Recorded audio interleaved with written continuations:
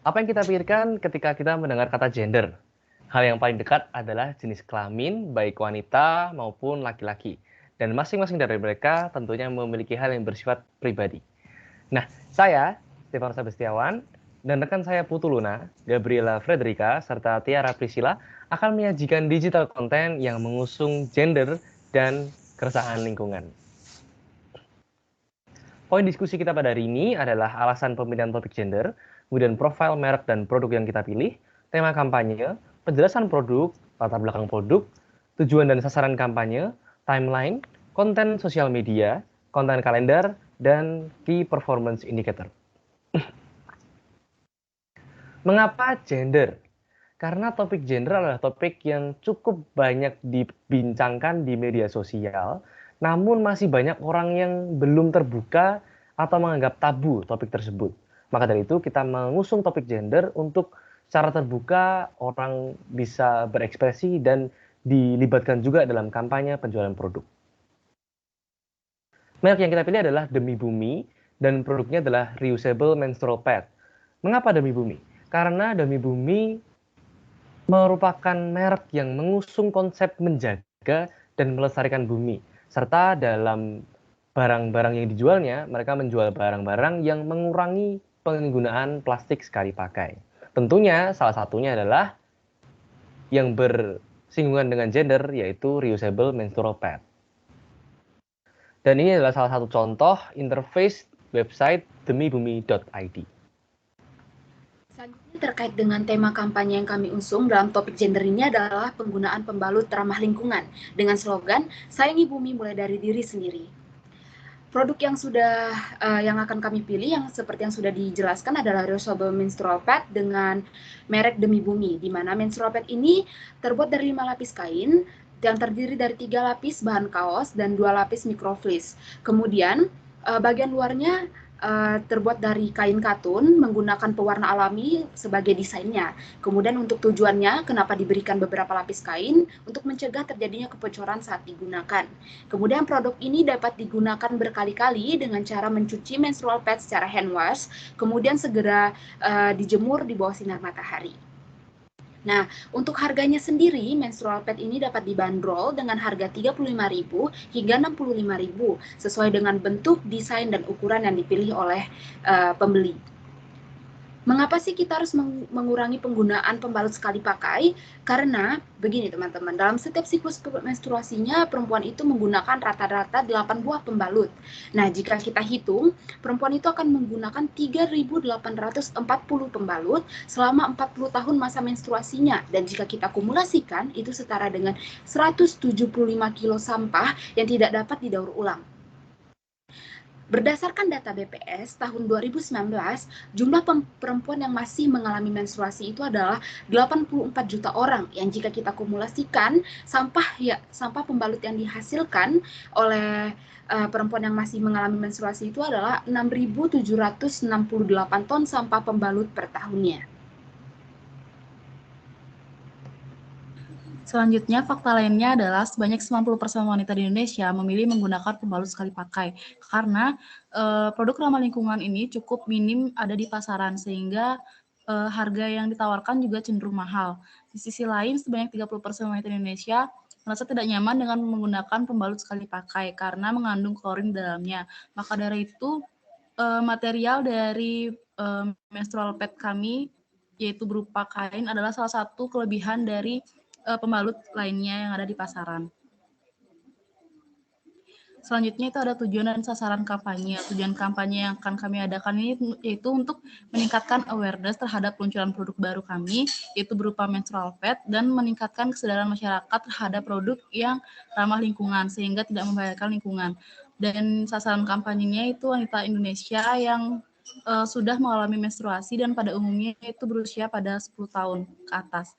Dan untuk tagar yang kami gunakan di sosial media itu adalah sebagai berikut, kecuali giveaway itu kami gunakan ketika kami mengadakan giveaway di sosial media. Selanjutnya ini merupakan timeline kampanye kami, yaitu kampanye dimulai pada tanggal 1 Januari 2022, di mana pada minggu pertama kami akan membagikan mengenai fakta-fakta terkait produk dan clue produk yang akan kami luncurkan. Selanjutnya di minggu kedua kami akan melakukan launching produk dan sama seperti pada umumnya ketika launching produk kami akan mengadakan promo untuk awal launching, dan di minggu ketiga kami akan memberikan informasi produk terkait varian, harga yang ditawarkan, alur pemesanan, dan review produk. Dan di minggu terakhir yaitu kami lakukan promosi dan memberikan tips seputar penggunaan dan perawatan produk. Dan pada tanggal 31 Januari 2022, kampanye selesai. Nah, ini merupakan kalender konten untuk produk menstrual pad.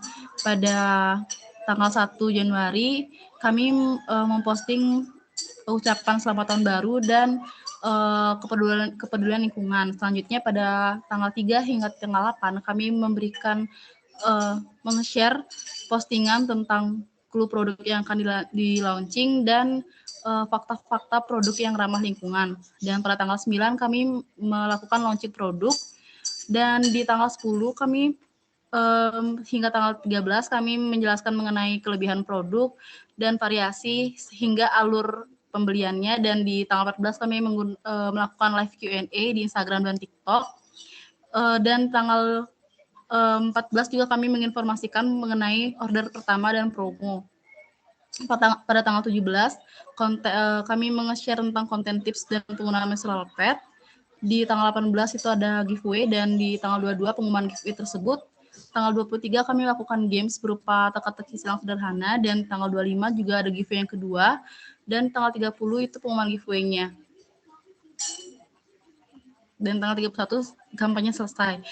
Selanjutnya yaitu ada contoh konten Instagram. Ini merupakan postingan yang akan kami share mengenai kepedulian lingkungan, yang dimana sesuai dengan konten kalender konten ini di-share di minggu pertama.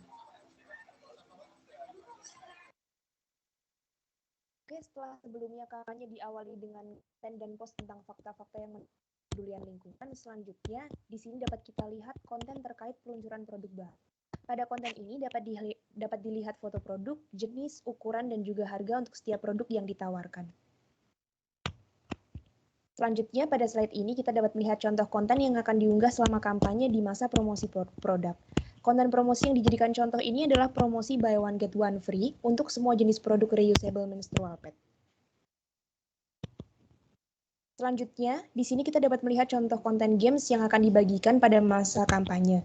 Jenis game yang disajikan sama seperti yang sudah disebutkan pada kalender konten tadi, yaitu teka-teki silang yang berhubungan dengan kampanye peduli lingkungan serta produk yang akan diluncurkan.